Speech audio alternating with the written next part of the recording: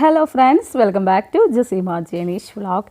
ഇന്ന് ഞാനൊരു കേക്കിൻ്റെ റെസിപ്പി ആയിട്ടാണ് വന്നിട്ടുള്ളത്. ഇപ്പോഴത്തെ ട്രെൻഡിങ് ആയിട്ടുള്ള 3 മിൽക്ക് കേക്ക്, ട്രസ്ലെഷസ് കേക്കിൻ്റെ റെസിപ്പിയാണ്. അപ്പോൾ എല്ലാവരും ഈ വീഡിയോ കണ്ടു നോക്കി അഭിപ്രായം പറയുക.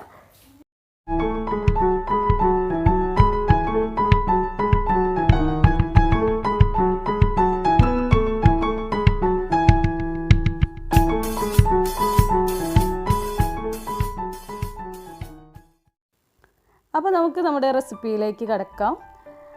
ഞാൻ ആദ്യം തന്നെ നമ്മുടെ ഡ്രൈ ഇൻഗ്രീഡിയൻസുകളൊക്കെ സീവ് ചെയ്തിട്ടെടുക്കുകയാണ്. അതിനായിട്ട് ഞാനിവിടെ 1 കപ്പ് മൈദ, അതിലേക്ക് 1/4 ടീസ്പൂണോളം ബേക്കിംഗ് സോഡ, 1 ടീസ്പൂണോളം ബേക്കിംഗ് പൗഡർ,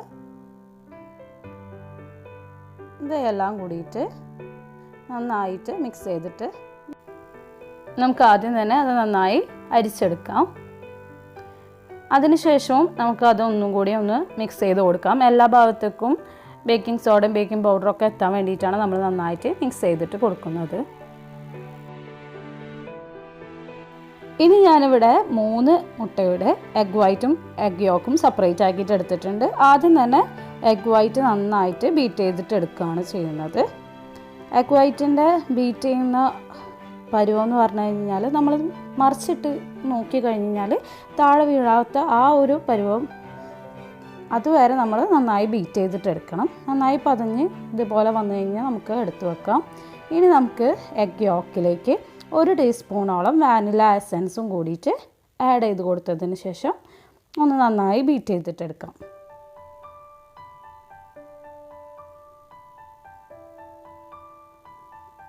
ഇനി നമുക്ക് കുറച്ചേശ്ശെ പഞ്ചസാര ആഡ് ചെയ്ത് കൊടുക്കാം. ഞാനിവിടെ 1/2 കപ്പോളം പഞ്ചസാരയാണ് ആഡ് ചെയ്ത് കൊടുത്തിട്ടുണ്ടായിരുന്നത്.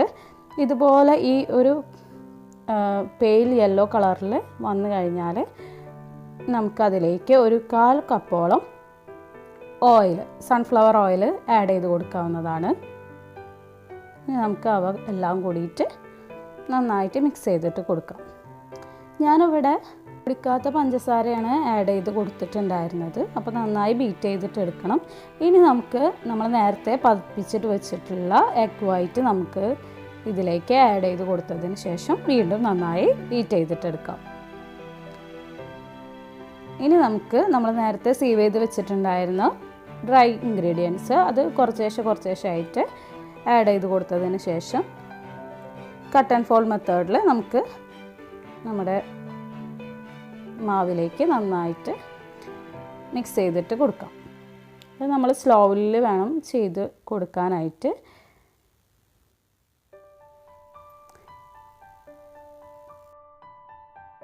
പിന്നെ നമ്മുടെ ലബാബ്ദർ ചിക്കൻ്റെ റെസിപ്പിക്ക് നല്ല സപ്പോർട്ട് തന്നെ കിട്ടിയിട്ടുണ്ട്. അപ്പോൾ സപ്പോർട്ട് ചെയ്ത എല്ലാവർക്കും ബിഗ് താങ്ക്സ്.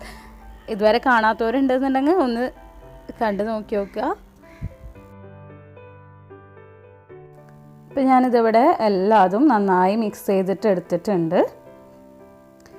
ഈ ഒരു കൺസിസ്റ്റൻസിയിൽ വേണം നമുക്ക് നമ്മുടെ ബാറ്റർ കിട്ടാനായിട്ട്. ഇതുപോലെ ഒരു റിബൺ കൺസിസ്റ്റൻസിയിൽ വേണം നമ്മുടെ ബാറ്റർ.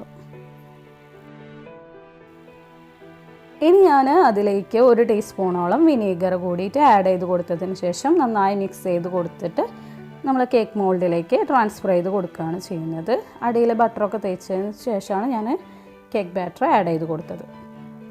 ഇനി നമുക്ക് എയർ ബബിൾസുകളൊക്കെ ഒന്ന് കളയാൻ വേണ്ടിയിട്ട് ഒരു ഫോർക്ക് കൊണ്ടോ അതെല്ലാം തന്നെ സ്പൂൺ കൊണ്ടോ നന്നായിട്ടൊന്ന് മിക്സ് ചെയ്ത് കൊടുത്തതിന് ശേഷം ടാപ്പ് ചെയ്ത് കൊടുത്തിട്ട് നമുക്ക് പ്രീ ഹീറ്റ് ചെയ്ത് വെച്ചിട്ടുള്ള പാനിൽ നമുക്ക് കേക്ക് ബേക്ക് ചെയ്തിട്ട് എടുക്കാം. ഇനി ഞാൻ ട്രസ്ലെഷസ് മിൽക്ക് തയ്യാറാക്കുകയാണ്. അതിനായിട്ട് ഞാനിവിടെ 1/2 കപ്പോളം പാലിലേക്ക് 1/4 കപ്പോളം കണ്ടൻസ്ഡ് മിൽക്ക് ആഡ് ചെയ്ത് കൊടുത്തിട്ടുണ്ടായിരുന്നു. പിന്നെ 1/2 കപ്പോളം തന്നെ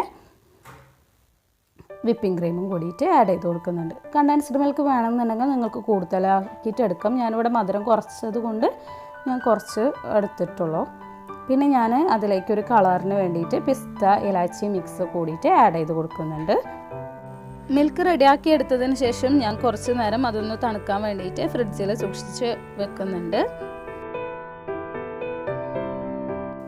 ഇപ്പോൾ 45 മിനിറ്റ് കഴിഞ്ഞിട്ടുണ്ട്. നമ്മളെ കേക്കൊക്കെ നന്നായി പൊന്തി വന്നിട്ടുണ്ട്. ഇനി നമുക്ക് വേണമെന്നുണ്ടെങ്കിൽ കേക്ക് ഡീമോൾഡ് ചെയ്തെടുത്തതിന് ശേഷം ഈ നമ്മൾ നേരത്തെ തയ്യാറാക്കി വെച്ചിട്ടുണ്ടായിരുന്ന ട്രസ്ലെഷസ് മിൽക്ക് അതിൻ്റെ മുകളിലേക്കായിട്ട് ഒഴിച്ച് കൊടുക്കാം. ഞാനിപ്പോൾ ഇവിടെ നമ്മൾ ആ കേക്ക് ടിന്നിലേക്ക് തന്നെയാണ് ഞാൻ അതിൽ നിന്ന് ഒരു പകുതി ഭാഗം ഞാൻ ആഡ് ചെയ്ത് കൊടുക്കുന്നുണ്ട്. ശേഷം ഞാൻ അതിൻ്റെ മേലേക്ക് നമ്മൾ റെഡിയാക്കിയിട്ട് വെച്ചിട്ടുള്ള വിപ്പിംഗ് ക്രീം ഒഴിച്ചിട്ട് ഇതുപോലെ ഡെക്കറേറ്റ് ചെയ്തിട്ട് എടുക്കുന്നത്. ട്രസ്ലെഷസ് മിൽക്കിൻ്റെ ഡെക്കറേഷൻ ഇതേപോലെയാണ്. അപ്പോൾ അതേപോലെ തന്നെ ഞാൻ ഡെക്കറേറ്റ് ചെയ്തിട്ട് എടുക്കുന്നുണ്ട്.